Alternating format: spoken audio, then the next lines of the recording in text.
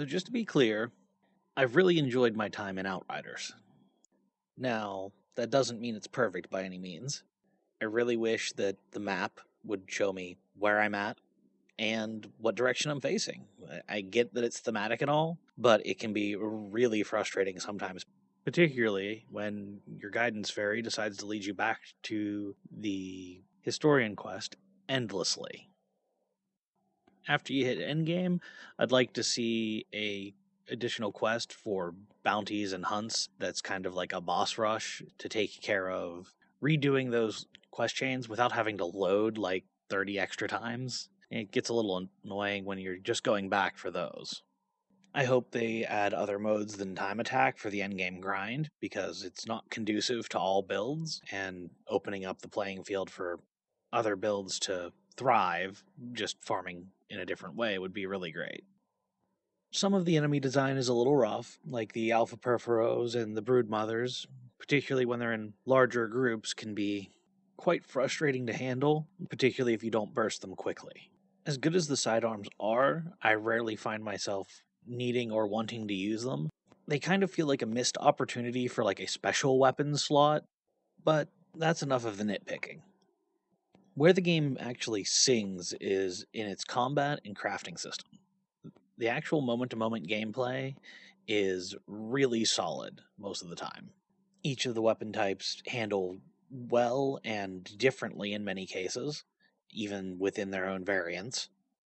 There are a ton of varied arenas.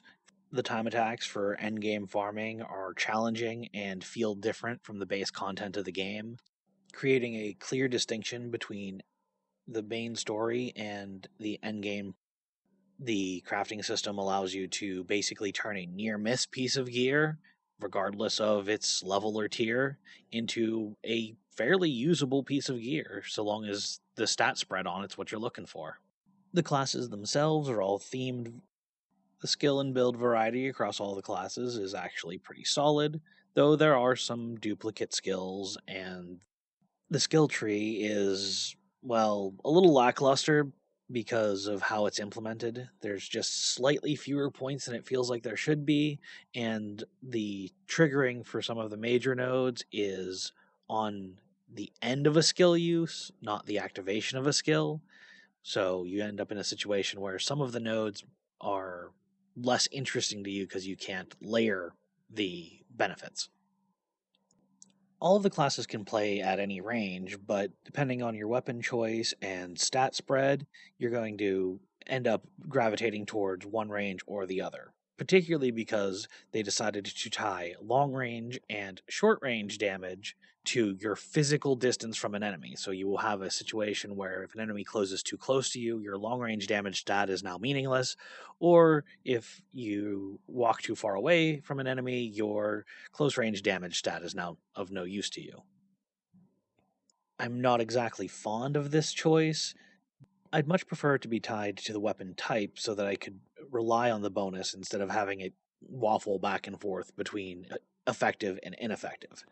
There are some nodes in the talent tree that allow you to change the ranges of close range or long range for some classes, but this isn't universal. If you're a fan of other looter shooters, you will almost invariably enjoy Outriders. That said, if you're still on the fence, I'd suggest picking it up the first time it goes on sale. With any luck, Squaresoft will see that they have a real gem here and will greenlight additional content, but we'll have to wait and see on that one.